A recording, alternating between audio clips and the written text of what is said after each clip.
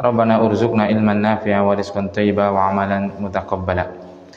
Kaum muslimin wa muslimat rahimani wa rahimakumullah. Alhamdulillah pada malam hari ini kita bisa melanjutkan kembali pelajaran kita biidznillah subhanahu wa ta'ala. Dan mari kita memperbanyak syukur kita kepada Allah subhanahu wa ta'ala dengan disirami dengan hujan yang semoga membawa keberkahan.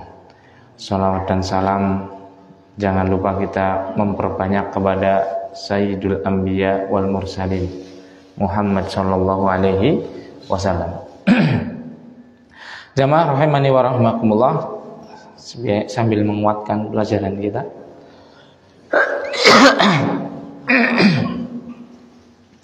Pelajaran kita malam ini apa? Tentang adab, ya kan? Kitabnya apa? Riyadhus Shalihin, terus itu baru separuh kitab, separuh judul. Nah, min kalami Sayyidil Mursalin. Riyadhus Shalihin min kalami Sayyidil Mursalin. Penulisnya Imam Nawawi. Siapa Imam Nawawi? Yahya ibn Syaraf. Yahya ibn Syaraf bin Mur, lahir tahun 631 Hijriah, wafat pada tahun 676 Hijriah. Nah itu adalah kitab yang kita pelajari, dan yang menulis tadi Imam Nawawi, yang namanya itu Yahya ibn Syaraf ibn Mur. Yang Nawawi itu nisbat kepada sebuah kampung Nawa di Damaskus, di Suriah sana, di negara Suriah atau Syria. Nah, kemudian kemarin kita sudah memulainya dengan bab yang pertama. Babnya apa? Bab ikhlas wa ihdarin niat fi jamil a'mal wal aqwal wal ahwal al-zahirah wal khafiyah, al-barizah wal khafiyah. Bab tentang ikhlas dan menghadirkan niat pada seluruh amalan, ucapan dan keadaan kita, baik yang nampak ataupun yang di dalam hati. Kemarin kita sudah menyebutkan 3 ayat. Yang ayat sudah antum hafal. Surat apa kemarin? Al-Bayyinah ayat 5. Wa ma umiru illa liya'budullaha mukhlishina lahuddin. Ini dalil tentang bab kita yang pertama, yaitu apa? Ikhlas. Tidaklah mereka diperintahkan illa, kecuali liya'budullaha, untuk beribadah kepada Allah semata. Seperti itu. Mukhlishina, dengan apa? Mengikhlaskan, atau dalam keadaan ikhlas, mengikhlaskan seluruh agama, seluruh amalan kepada Dia, Allah Subhanahu wa ta'ala. Nah itu. Nah, sekarang kita akan membaca yaitu hadis-hadis. Karena di sini kan tadi kitab ini namanya Riyadhus Shalihin min kalami Sayyidil Mursalin, dari ucapannya Sayyidil Mursalin, Sayyid, tuannya para Rasul. Karena Rasulullah SAW adalah pimpinannya para Rasul. Maka isinya nanti hadis-hadis. Cuma babnya itu dibikin dengan panduan yang pertama kali adalah ayat Al-Quran. Karena dalam segi subutiyah itu kekuatan dalil, tetapnya kekuatan dalil itu Al-Quran lebih kuat di atas hadis secara ketetapannya, karena Al-Quran itu diriwayatkan dengan mutawatir, seperti itu. Nah, kita baca hadis yang pertama. Al-hadisul awal, qala al-mu'allifu rahimahullah ta'ala, wa an amiril mu'minina Abi Hafsin Umar bin al-Khattabi ibn Nufail ibn Abdul Uzza ibn Riyah ibn Abdillah ibn Qurt ibn Rajah ibn Adi ibn Ka'ab ibnu Lu'ay ibni Ghalib al-Qurashi al-Adawi radhiyallahu taala anhu. Qala sami'tu Rasulullah sallallahu alaihi wasallam yaqul innamal a'malu binniyat wa innamal likulli imri'in ma nawa. Faman kanat hijratuhu ila Allah wa rasulihi fa hijratuhu ila Allah wa rasulih. Wa man kanat hijratuhu lidunya yusibuha aw imra'atin yankihuha fa hijratuhu ila ma hajara ilaihi. Muttafaqun ala sihhatih.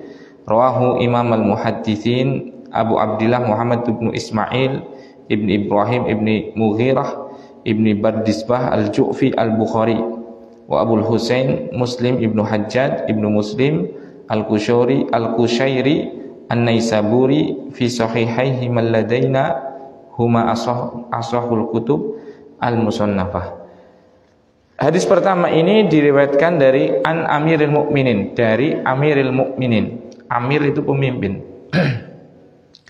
Pemimpinnya orang mukmin. Jadi gelar pertama Amiril Mukminin itu untuk Umar radhiyallahu ta'ala anhu. Karena yang pertama kan khalifah itu dinisbatan kepada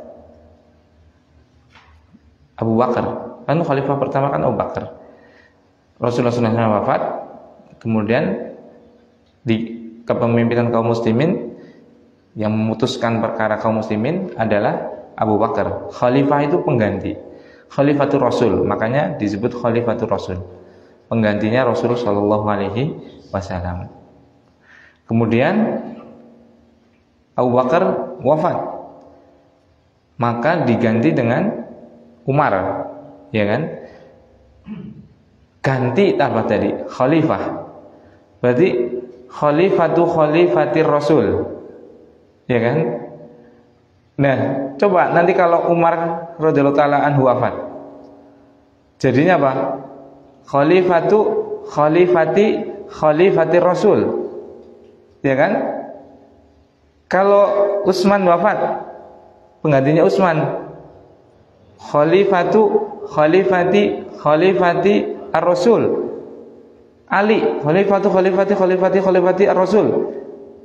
Umar bin Abdul Aziz dan yang lainnya kepanjangan kan?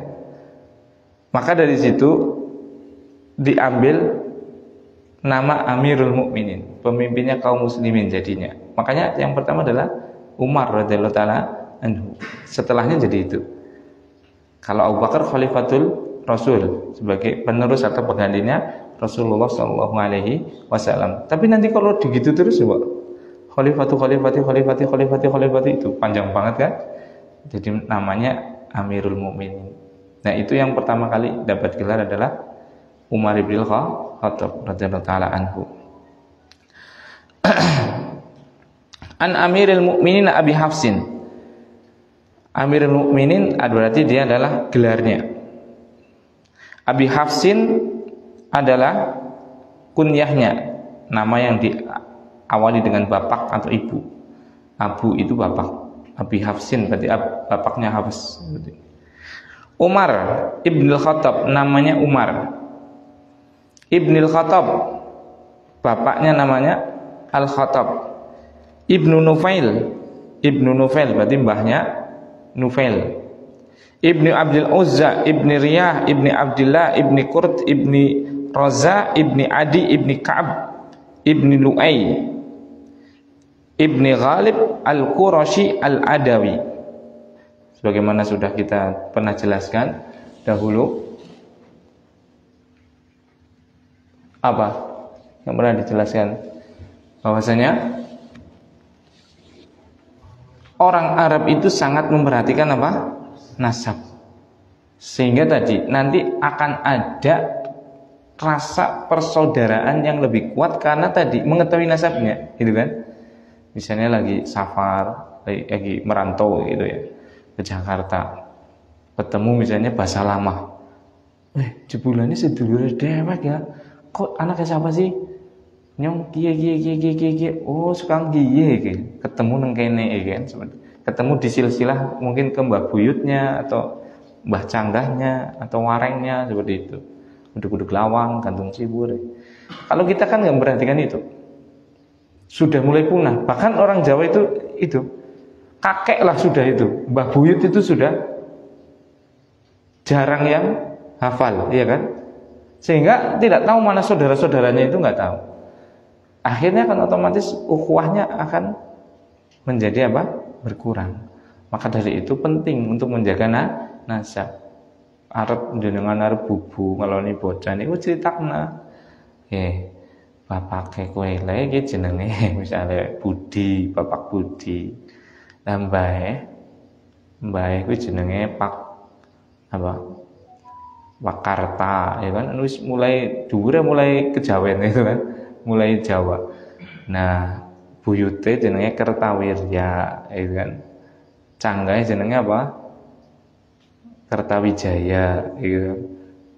Wangsanom, terus apa lah, jebul-jebulane apa? Gajah Mada jebulane kan, jebulane nyuman keturunane Patih, ya kan? Sangar gitu kan, subhanallah, ya kan? Seperti itu. Nah, ini sebenarnya perlu kita untuk apa? Menyebutkan agar terjadi tadi, yaitu merekatkan persaudaraan. Oh berarti kan jebulane ya bikin Mbah Kertawirya gue itu anak telu. Kertawijaya, Kertawangsa, ayo misalnya kan. Nah gue keturunannya, lah kayak jebulane bareng buyut karo kombok. Innalillah, ora ngerti ya, nah seperti itu. Jebulane isi wong perek kayak gitu kan, seperti itu. Nah ini yang tidak dimiliki oleh siapa? Kita sekarang sudah mulai punah gitu kan, tidak dijaga. Orang diceritakan, malah diceritakan apa? Dunia banda gitu, belumbangin yang gas kayak segara, sawah kayak apa lah gitu. Orang Arab tidak, dan ini ditiru oleh orang Cina seperti itu, sehingga persatuan mereka kokoh. Sehingga apa? Dari persatuan yang kokoh, persaudaraan yang kokoh, akhirnya apa? Ekonominya mereka kuat. Ya sekian ngerti misalnya, ya Allah, pada nek kita kaya misalnya, kaya raya, ternyata ada saudaranya yang kurang mampu misalnya, apalagi dalam perantauan. Dangdeng sekarang Arab maring Indonesia, ana sing umah bare duwe misalnya, jebulane isi sedulur, mesti nulungi, aweh modal, ya ora? Ya sama dangdeng ada sekarang Cina maring ngene. Jebulane isi sedulur dewek, masa ada tulung. Sekarang orang Jawa enggak, kurang, ya kan? Maka hidupkan lagi itu. Itu termasuk hal yang baik. Nah, Umar radhiyallahu ta'ala nasabnya jelas, dan semua yang kita baca dari kitab-kitab buku-buku para ulama kan kemarin kita menyebutkan semua nasabnya, ya kan? Dari sini kita juga tahu barakallahu fikum, masya Allah, bahwasanya Islam itu subhanallah genah jalur keturunan. Orang jenengan lihat itu di YouTube atau di berita-berita media itu, orang Amerika, orang Eropa, jangankan mbah buyute, anaknya bingung, nyong si bapaknya siapa, bingung. Kenapa? Ya karena mereka naudzubillah kumpul kebo itu kan, dengan siapapun suka sama suka terjadi hubungan itu kan. Akhirnya anaknya orang gendah. Bu anaknya siapa? Seperti itu. Beda dengan kaum muslimin. Jelas nasab Rasulullah jelas, nasab Umar jelas, nasab siapapun jelas. Seperti itu. Jadi betul-betul dari keturunan yang baik. Ya kan? Yang suci, enggak lahir dari naudzubillah perzinahan, ya kan? Itu kaum muslimin. Subhanallah.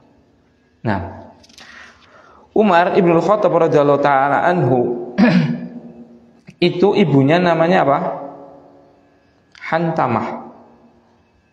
Hantamah itu saudara perempuannya siapa? Hantamah Ibnu Hisham. Saudaranya Amr Ibnu Hisham. Siapa Amr Ibnu Hisham? Abu Jahal. Abu Jahal itu nama aslinya adalah Amr Ibnu Hisham. Punya saudara perempuan namanya Hantamah bintu Hisham. Hantamah bintu Hisham itu nikah dengan Khattab, punya anak namanya Umar. Berarti Umar sama Abu Jahal masih saudara tidak? Masih saudara. Seperti itu. Ponakane seperti itu. Beliau adalah keponakannya Abu Jahal. Maka di sini ya ikhwan, dari sini kaum muslimin barakallahu fikum, bahwasanya namanya hidayah itu sangat mahal, ya kan? Satu keponakannya ada di jalan kebenaran bersama Rasulullah Shallallahu Alaihi Wasallam. Satu lagi pamannya adalah musuh terbesarnya, ya kan? Seperti itu. Makanya hidayah itu sangat perlu dijaga, sangat perlu disyukuri. Cara jawane ojo pedot oyot, ya kan? Aja pedot oyot, ojo pedot oyot kan wong Solo. Artinya kan wong Banyumas ya aja pedot oyot deke oyot Kanjeng Nabi, oyot Islam. Aja tuh pedot naudzubillah nganti murtad, naudzubillah jangan ngasih. Seperti itu. Oyot itu dijaga kowe, dicekeli kowe. Yaitu syahadat karo salat. Nah, seperti itu. Umar radhiyallahu taala anhu itu lahir pada tahun 40 sebelum hijrah. Nah, 40 tahun sebelum hijrah, dan beliau wafat tahun 23 hijrah. Hijriah maksudnya. Berarti umur beliau berapa? 40 tahun sebelum hijriah. Sebelum hijriah berarti sebelum apa? Hijriah itu apa sih? Tanggal hijriah. Tahun hijriah itu apa? Tahun yang dimulai dengan hijrahnya Nabi Shallallahu Alaihi Wasallam. Beliau lahir pada tahun 40 sebelum hijrah. Wafat tahun 23 hijrah. Berarti usia beliau berapa? 63 tahun. Sama seperti usianya Rasulullah Shallallahu Alaihi Wasallam. Seperti itu. Berarti 40 tahun sebelum hijrah. Berarti kalau sama Rasulullah sepuh siapa? Rasulullah. Beda berapa tahun? Beda. Hijrah itu tahun berapa? Kapan hijrah itu? Rasulullah diangkat menjadi nabi dan menjadi rasul tahun usia berapa? 40 tahun. Kemudian beliau hijrah ke Makkah 13 tahun, umur 53 tahun. Umar lahirnya 40 tahun sebelum hijrah. Berarti yang sepuh siapa? Rasulullah. Beda berapa? 13, iya kan? Tapi ternyata yang sepuh menjadi apanya? Mantune, iya kan? Kan Rasulullah SAW mantune Umar. Umar radhiyallahu taala punya putri namanya Hafsah radhiyallahu taala anha, dinikahi oleh Rasul sallallahu alaihi wasallam. Terus niku anu ublak-ublak sedulur niku. Sahabat-sahabat dia ubleknya sedulur, karena akhirnya satu, yaitu dari suku Quraisy gitu. Kenapa ngerti sedulur? Ya karena gue. Ya karena ya muter-muter kayak gue ngerti. Ali sepupunya Kanjeng Nabi. Iya kan? Sepupunya Kanjeng Nabi plus mantunya Kanjeng Nabi, iya kan? Seperti itu. Utsman ya mantune. Seperti itu. Abu Bakar mertuane ya ublek-ublek wonge dewek gitu. Makanya tadi kekuatan kepersaudaraan itu kalau bisa dikuatkan, kuatkan. Satukan lagi. Seperti itu. Kita sering pecah seduluran bukan karena pecah ribut atau apa. Karena tadi nggak direkatkan lagi, kelalen itu loh. Contoh misalnya, wis geduk canggah. Rata-rata bingung apa maning nek wis pada ado-ado, ya kan? Sebenarnya anak cara kon perek maning apa dijodohna, ya kan? Dan nikahna, seperti itu. Akhirnya sing mikine wis ado karena kiye den nikahna karo kiye bareng buyut misalnya atau bareng canggah kayak akhirnya kan iya yo akhirnya kan kondangan akhirnya ngendong maning kan masalah lagi barang gawe ora kondangan kan rikuh kan seperti itu akhirnya karena kondangan akhirnya ngendong karena ngendong akhirnya cerita ngertinya sedulur karena sedulur akhirnya ya parak maning ya kan? Kita kan enggak gitu kan ya alhamdulillah di saudara anak itu ada yang gitu jadi kakek saya dari pihak ibu itu aslinya orang Tegal orang sana nah udah mbah saya udah meninggal sana juga sudah meninggal kan alhamdulillah ada yang nikah dari sini satu dari sana satu akhirnya ya nyambung maning gitu. Ya alhamdulillah ya kan? Itu baik gitu sangat baik malah gitu kan. Nah itu salah satunya untuk mempererat persaudaraan adalah seperti tadi generasi sahabat generasinya Kanjeng Nabi yaitu apa menikahkan antar saudara yang penting bukan mahram seperti itu. Nah itu Umar dan Umar ini mempunyai karakter yang luar biasa. Jadi beliau itu orangnya tinggi besar, suaranya itu lantang, banyak diemnya tapi sangat banyak sikapnya. Terus orang akan omong tapi pegawaiannya cemekel, rajin, lebih banyak bertindak daripada berucap dan beliau itu orang yang sangat disegani. Termasuk ini Abu Jahal juga. Abu Jahal itu makanya Abu Jahal kan itu yang julukin Rasulullah. Jahal itu bodoh, bapaknya orang bodoh. Aslinya itu bukan Abu Jahal. Amr ibnu Hisham itu julukannya adalah Abul Hakam. Hakam itu apa? Yang bijaksana.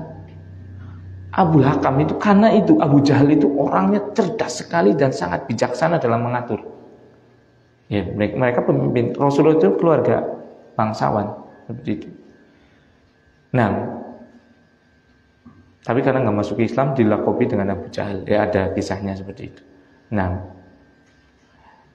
ini dua orang ini punya pengaruh yang luar biasa.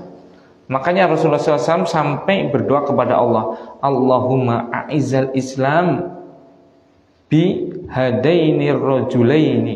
Ya Allah, kuatkan dan muliakan Islam dengan salah satu dari dua laki ini.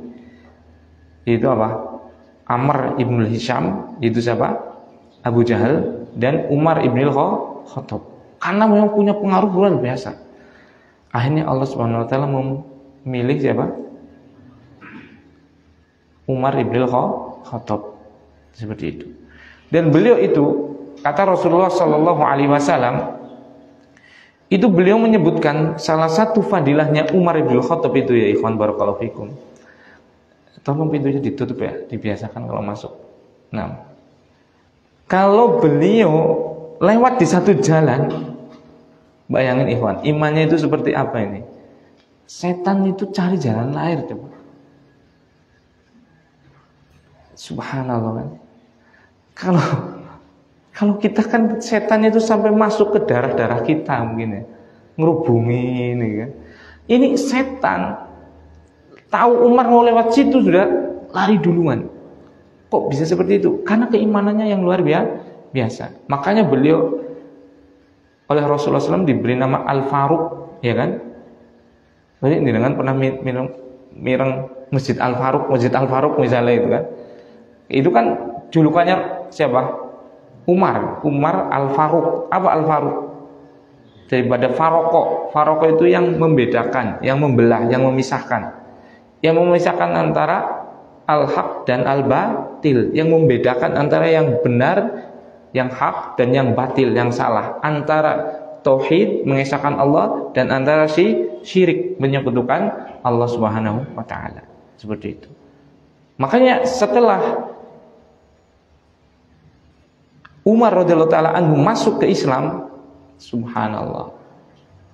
Orang Islam itu di samping kanannya ada Hamzah, samping kirinya ada Umar yang tadinya takut untuk sholat dengan apa? Menampakkan diri di Ka'bah, sekarang sudah sholat. Siapa yang mau wani-wani? Subhanallah. Kalau kita kebalikannya ya, orang muslimin sekarang dikejar-kejar malah kan. seperti di Rohingya, kan kaum muslimin yang dikejar-kejar. Bahkan sampai sekarang seperti di Palestina, negara sendiri loh itu, mau sholat ke Masjidil Aqsa, ya moga-moga kita diberikan rezeki ya untuk bisa ziarah ke Masjidil Aqsa itu kan. Itu Anda sih belum pernah ya kepengen sekali sebenarnya. Ustaz Syafiq Reza Basalamah itu cerita ke kami itu, kita mau ke sana itu diperiksa, yang periksa siapa? Israel, tentara Israel, tentara Yahudi. Aneh tidak? Mau masuk ke mana? Mau masuk ke mana ini? Masjidil Aqsa. Masjid itu tempat ibadahnya siapa, Ikhwan? Tempat ibadah kaum muslimin. Mau masuk ke tempat ibadahnya sendiri, yang periksa siapa? Orang Yahudi coba. Diperiksa coba. Mereka dengan senjata lengkap coba. Berarti betul-betul sampai sekarang kita dijajah. Nah, coba kalau Umar masih hidup. Makanya yang membebaskan Palestina kan Umar, yang membawa kunci Baitul Maqdis itu, yang mengambil kunci Baitul Maqdis kan Umar. Seperti itu. Nah, jadi itu ya kawan barakallahu fikum.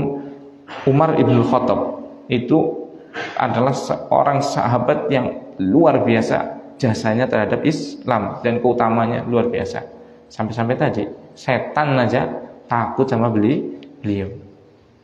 Nah, qala, dia berkata, sami'tu Rasulullah sallallahu alaihi wasallam yaqul, aku mendengar Rasulullah sallallahu alaihi wasallam bersabda, ini yang tidak dimiliki oleh agama lain, yaitu apa?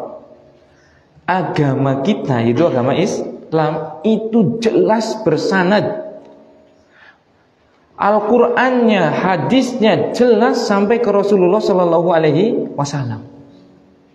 Makanya ini kan sami itu, aku mendengar, kata Umar, Rasulullah sallallahu alaihi wasallam yaqul, Rasulullah sallallahu alaihi wasallam bersabda. Berarti menunjukkan Masya Allah kan, agama kita itu betul-betul agama yang terjaga. Tidak akan pernah ada penyelewengan dalam agama ini, kecuali akan diketahui oleh kaum muslimin. Karena tadi sumbernya jelas dan bersanad itu nyambung.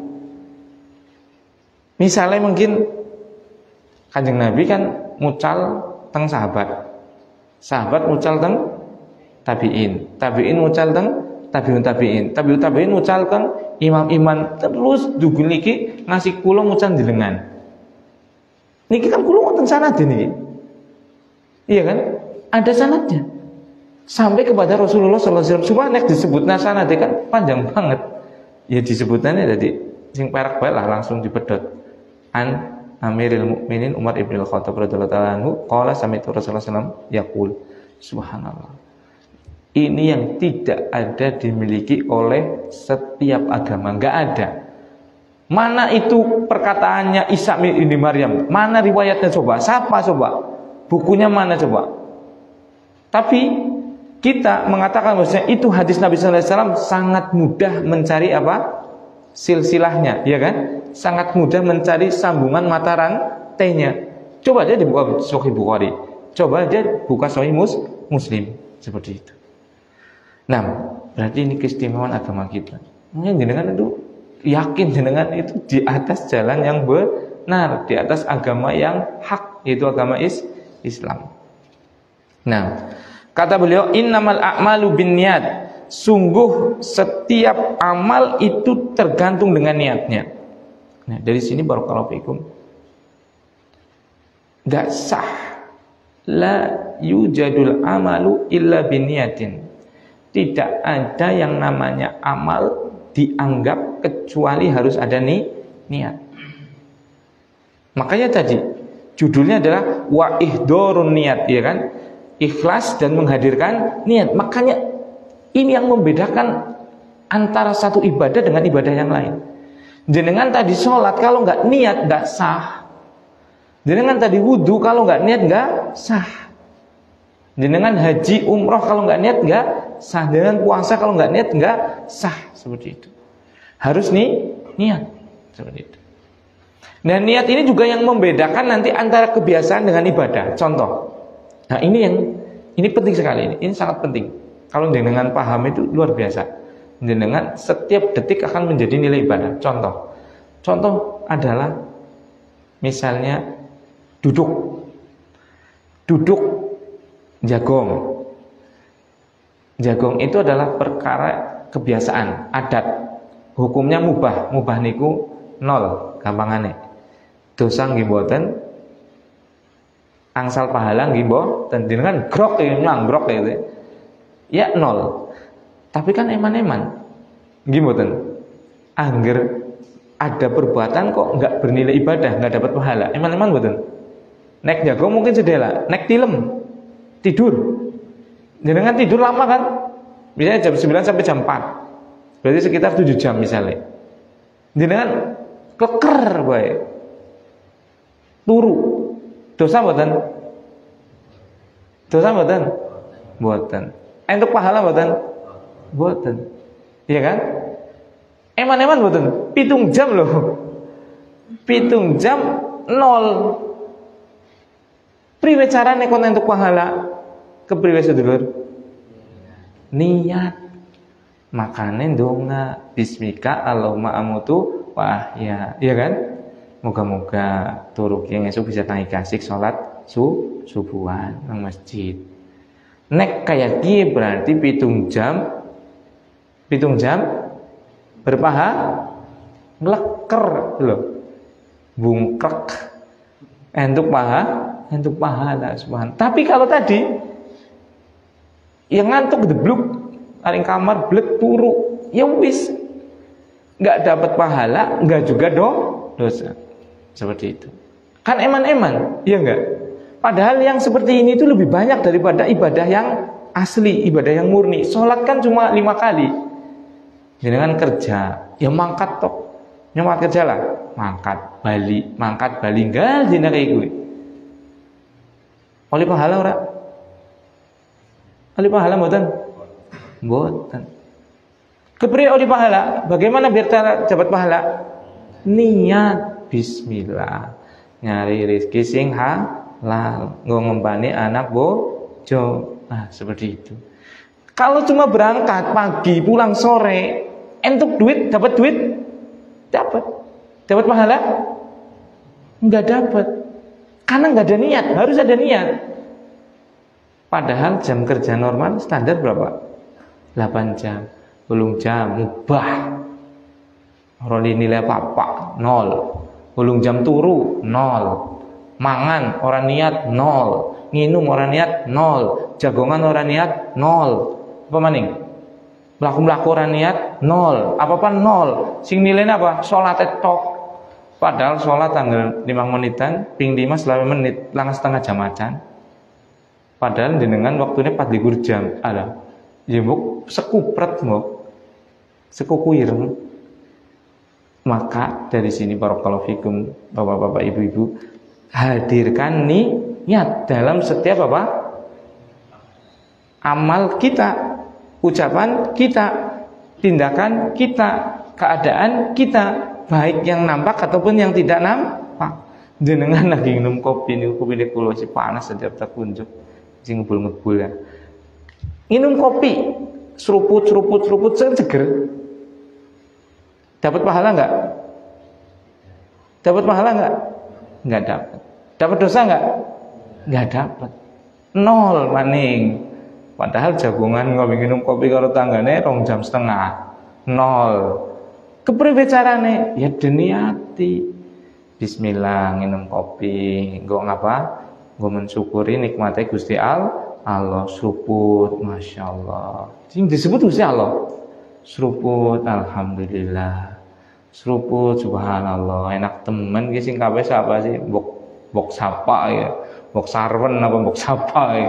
Selebeken bok sarwen dan segrepol ya. Arkai gue 0. Iya mbok. Gue ngopi nune Rika. Jen pahitnya jen pas ya. Ngono siapa sih? Ya cerita ngalor ngidul lagi. Dosa mboten? Mboten. Dapat pahala mboten? Ya mboten. Iya kan? Karena tidak diniati. Padahal yang seperti ini itu lebih banyak daripada ibadah yang asli, yang sholat, puasa, zakat, terus kan? Kan eman-eman. Pentingnya niat mak. Milo Sekarang diniati. Setiap amalan kita, setiap ucapan kita, kita niati untuk beribadah kepada Allah. Niatnya priwe? Ya niatnya ya kula sanjang karena Engkau ya Allah. Wis sing apik-apik terus niku. Eling karo Gusti Allah terus niku.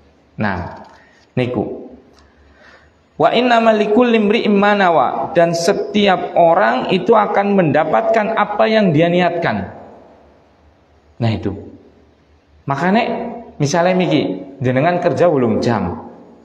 Orang niat nggo ngibadah maring Gusti Allah, maka jenengan kerja mangkat muri mangkat buli ya oleh apa? Gaji. Iya kan? Dapatnya gaji. Tidak dapat pahala. Tapi kalau diniatkan dapatnya apa? 2. Orang pahala tok yakin antum metu kabeh dengan kerjaan. Ngaku jajarnya orang butuh pada anak bojo, ya kan? Ya entuk apa? Pahala, ya entuk gaji. Makanya diniati sithik. Kabeh seluruh amalan, kabeh seluruh ucapan diniati karena Allah. Duniane entuk, pahalane entuk. Kalau nggak diniati, entuknya ya masalah apa? Dunia witok. Seperti itu. Entuknya masalah dunia witok. Turu ya entuknya apa? Seger, wareg, ya kan? Madang ya entuknya apa? Wareg, ya kan? Seperti itu. Mancing entuknya apa? Seneng, refreshing, ya kan? Bal-balan entuknya apa? Sehat, ya kan? Seperti itu. Tapi kalau diniati, ya entuk iwak entuk, refreshing entuk, pahala entuk, ya kan? Sehat entuk, pahala entuk, seger entuk, wareg entuk, pahala juga entuk. Kan double. Apa sih bedanya? Niat. Makanya Rasulullah SAW dawuh, wa innamal likulli imri'in ma nawa. Sesungguhnya orang itu mendapatkan apa yang dia niatkan. Nah, contohnya di sini, faman kanat hijratuhu ilallahi wa rasulih fa hijratuhu ilallahi wa rasulih. Siapa saja, ini contoh suatu amalan itu adalah hijrah, ya. Hijrah itu berpindah dari negeri kafir ke negeri yang Islam. Kalau seseorang pindah atau hijrah dari negeri kafir ke negeri Islam karena niatnya Allah dan Rasulnya, maka dia hijrahnya berpahala, ya kan? Fa hijratu ilallahi wa rasulih. Maka hijrahnya itu karena Allah dan karena Rasulnya, mendapatkan pahala. Tapi yang berniate mung faman kanat hijratuhu lidunya yusibuha aw imra'atin yankihuha fa hijratu ila ma hajara ilai. Kalau yang niat hijrahnya itu karena untuk mencari dunia, misalnya pindah sekang Jepang maring Arab Saudi atau sing negara kaya raya ngendi? Dubai itu apa? Uni Emirat ya. Uni Emirat Arab itu kan negara paling kaya itu sedunia mungkin. Seperti itu. Tapi niatnya apa? Ngelet penghidupan sing enak. Maka apa entuk ya entuk dunia. Orang entuk pahala. Atau niatnya awimra'atin yankihuha, atau niat hijrah tadi karena ingin mencari perempuan yang untuk dinikahin, ngeliat bojo ngorbaikan keturunan. Aku arep pindah maring Saudi lah. Terus sih, masa sih keturunan aku kawit canggah wareng gantung siwur deg-deg lawang pesek kabeh. Sing kepengin sing mancung. Terus priwe? Aku arep hijrah maring endi? Saudi lah ning mancung-mancung iki. Ngapa sih? Ya ngeliat bojo kana iki. Ya kalau seperti ini dapatnya apa? Bojo, ya kan? Orang itu pahala. Maka dari sini jamaah rahimani wa rahimakumullah, ini pentingnya niat. Maka di sini dikatakan wa man kanat hijratuhu lidunya yusibuha amratin yadkuwa fa hijratu ila ma hajara ilah. Kalau hijrahnya itu karena dunia yang dia cari atau karena perempuan yang hendak ia dinikahi, fa hijratu ila ma hajara ilah. Ini bagus nih. Fa hijratu, ini perhatikan lafadznya Rasulullah SAW itu enggak ada yang enggak bermakna jamaah. Maknanya itu mendalam. Maka hijrahnya itu ila ma hajara ilah, kepada apa yang niatkan. Kok enggak disebutkan ila dunya wa ma yusibuha atau ila imra'atin yankihuha? ya kan? Kenapa? Salah satu faedahnya pertama, karena bahasa Arab itu, ucapan Arab itu punya keistimewaan, salah satunya adalah jami'ul kalim, yaitu kalimatnya pendek tapi maknanya luas. Yang kedua, ilama hajaro ilai, tadi masalah apa itu? Hijrah karena mencari apa tadi? Mencari dunia dan mencari apa? Wanita untuk dinikahi, mencari istri lah gampangannya ya. Dunia dan istri kan dunia. Dunia itu rendah, kawan. Makanya enggak mau disebutkan banyak-banyak. Beda dengan tadi. Faman kanat hijratuhu ilallahi wa rasulih, fa hijratuhu ila ma hajara ilaihi atau ilallahi wa rasulih. Ilallahi wa rasulih. Kenapa? Karena ini adalah tujuan yang paling tinggi. Makanya disebut lagi. Tapi tatkala masalah dunia, masalah perempuan, masalah ya kayak gitu, harta dan yang lainnya seperti itu, gak disebutkan lagi. Kenapa? Itu perkara rendah dibanding dengan keridhaan Allah Subhanahu wa ta'ala. Makanya tidak perlu disebutkan lagi. Seperti itu. Nah, jadi itu. Jadi hadis yang pertama ini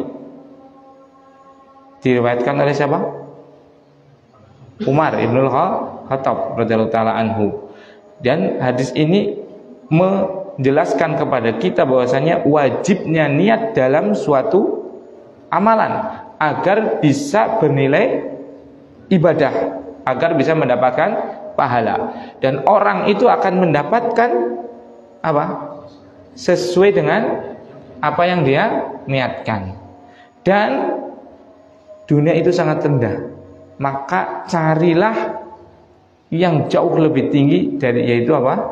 Keridhaan Allah Subhanahu wa ta'ala, negeri akhirat, seperti itu. Nah, rawahu Imam al-Muhaddisina Abu Abdillah, diriwayatkan oleh dua imam ahli hadis, yaitu Imam Bukhari dan Imam Muslim rahimahumullah. Jadi hadis ini diriwayatkan oleh Imam Bukhari. Siapa Imam Bukhari? Imam Bukhari adalah Abu Abdillah kunyahnya. Kunyah itu nama sing didahului dengan bapak.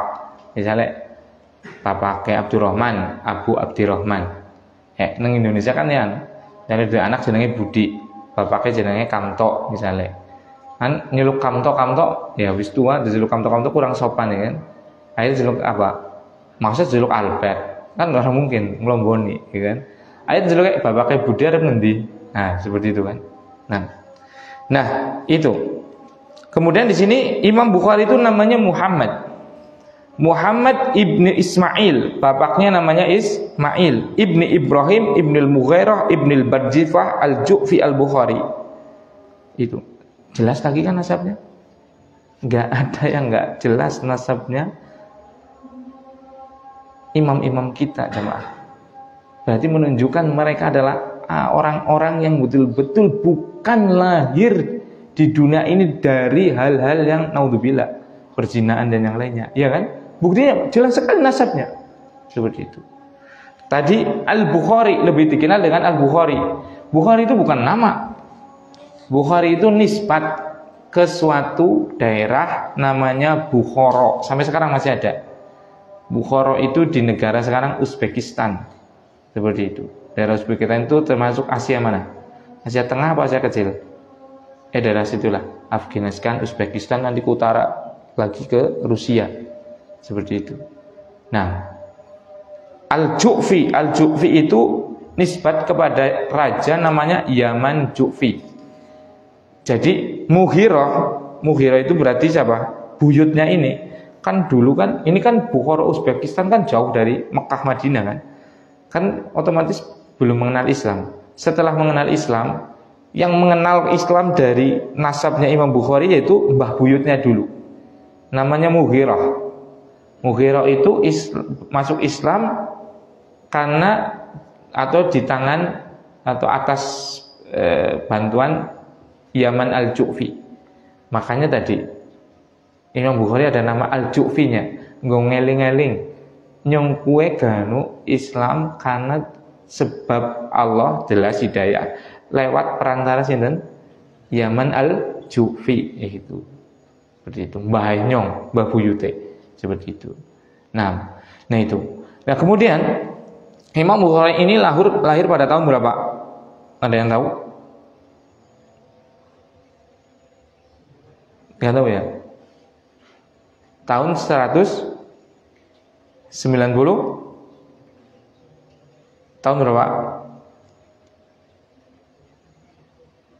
Nggak ada yang ingat? Imam Bukhari rahimahullah ta'ala tahun 194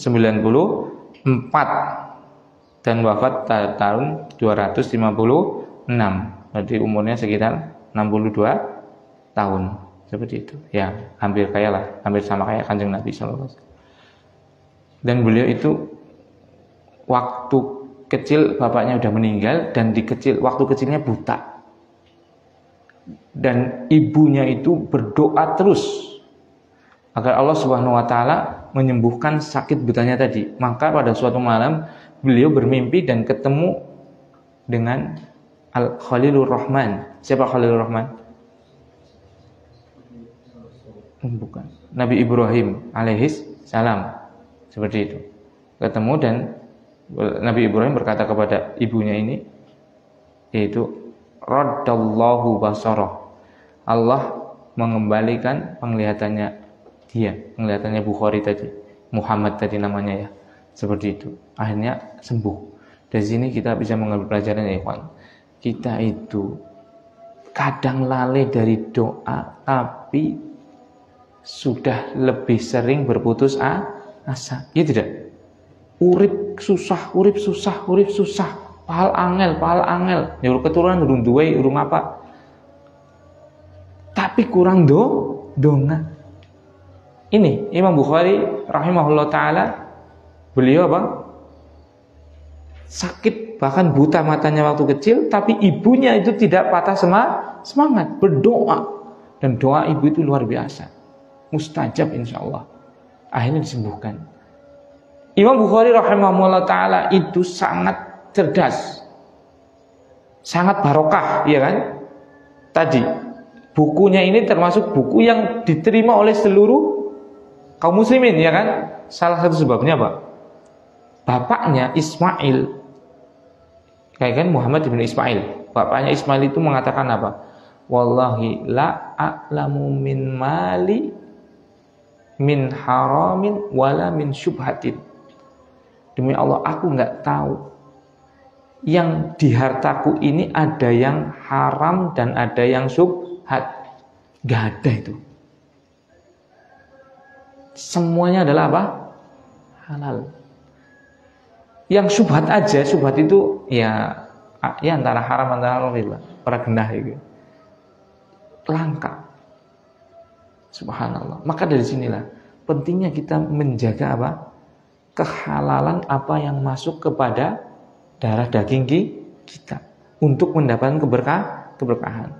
Aja nganti karena loh ngonyong ngarep kere anaknya kurang gizi kebriwe.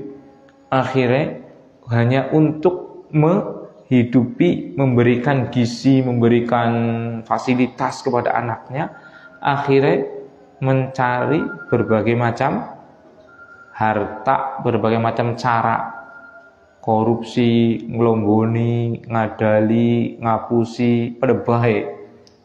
Ngadali, ngapusi, kan pada bahaya, ngelomboni kan pada bahaya. Seperti itu, dihalalkan gitu. Sing penting apa?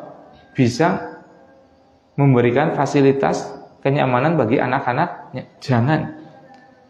Ya bisa jadi secara fisik sehat, tapi secara mental bobrok. Apa fungsinya? Awake kuat, wonge pinter, tapi mentalnya bobrok, malah lebih medeni. Ya tidak? Orang kuat, wonge pinter, tapi mentalnya bobrok. Jadi penjahat, sing kuat awake, sing pinter uteke. Ngeri mboten kados niki njal. Subhanallah. Kan ngeri. Seperti itu. Makanya dari sini jaga kehalalan apa? Harta yang kita dapatkan. Karena itu akan berpengaruh kepada apa? Keberkahan dalam kita sendiri dan keturunan kita. Imam Bukhari seperti itu berkahnya karena bapaknya itu sampai bilang, saya itu nggak mengetahui ada harta yang halal atau yang syubhat di dalam, ada harta yang haram atau yang syubhat di dalam harta saya. Berarti nggak ada, semuanya adalah halal, masya Allah. Seperti itu. Nah, dan beliau itu meninggalnya di Hortang. Hortang itu ya masih di sana, Uzbekistan. Nah, kemudian hadis ini juga diriwayatkan oleh Imam Muslim. Nah, jadi tadi kan muttafaqun alaih. Kalau ada lafaz muttafaq alaih maksudnya diriwayatkan oleh Bukhari dan Muslim.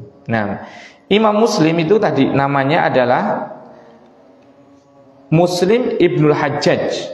Bapaknya namanya Hajjaj Ibnu Muslim, mbah namanya Muslim Al-Qushairi. Qushairi An-Naisaburi. Itu nisbah ke Naisabur. Yaitu nisbah ke kota yang namanya Naisabur. Sampai sekarang masih ada. Ya, di atasnya Uzbekistan lagi, masuk ke wilayah sekitar Rusia sana. Seperti itu. Nah, dan beliau Imam Muslim ini lahir pada tahun 204. Berarti lebih muda siapa? Imam Muslim daripada Imam Bukhari. Beda selisih berapa tahun? Sekitar 10 tahun.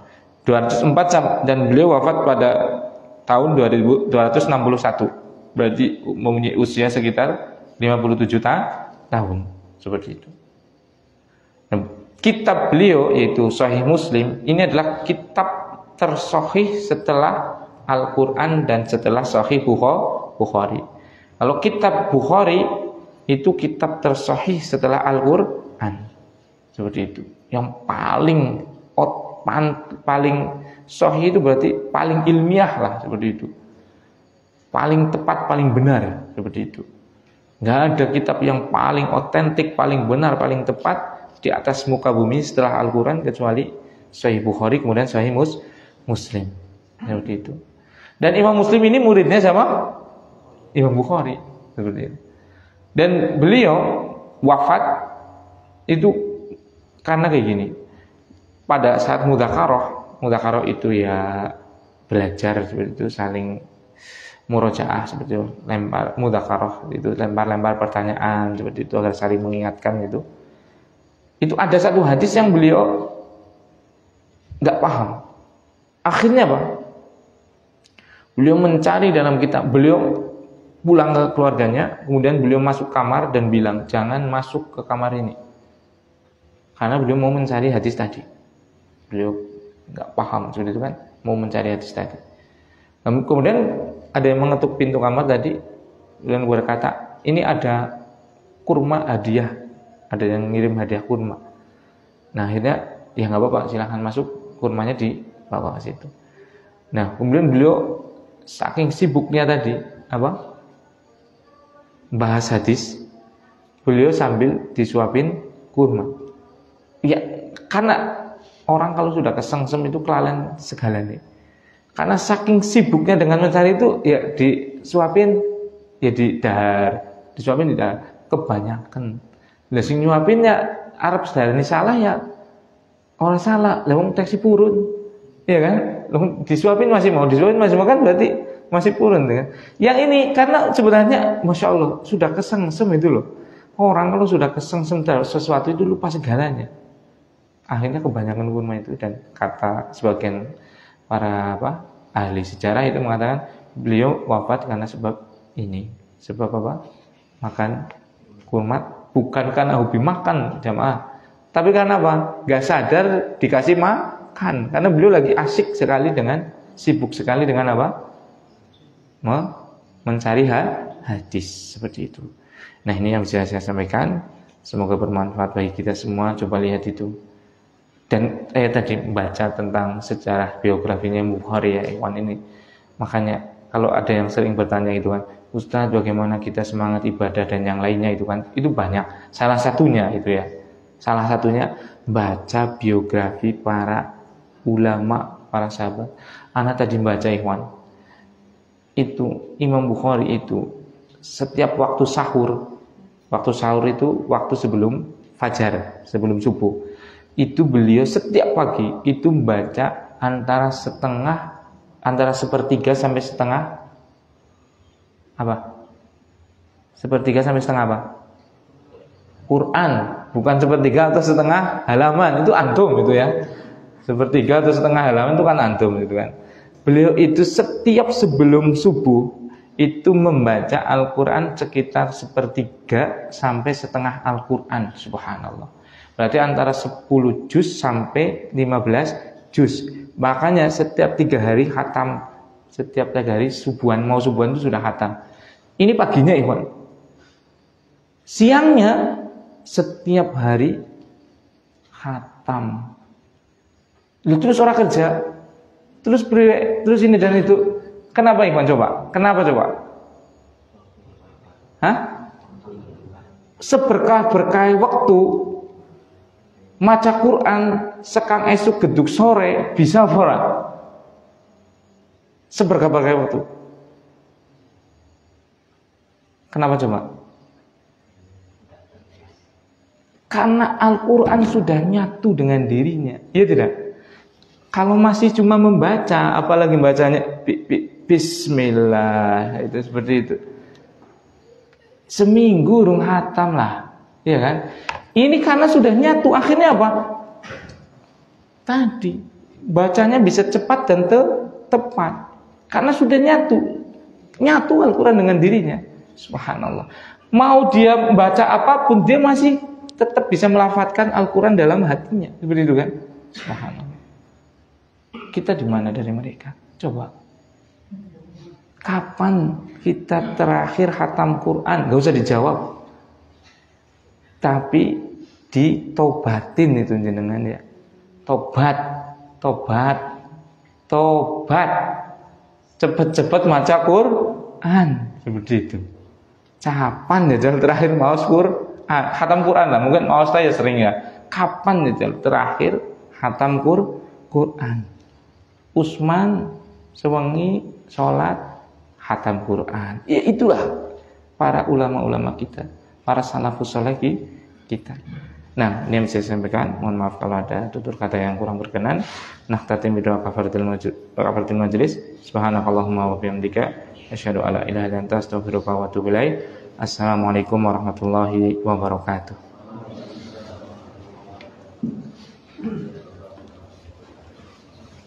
Wafikum barakallah.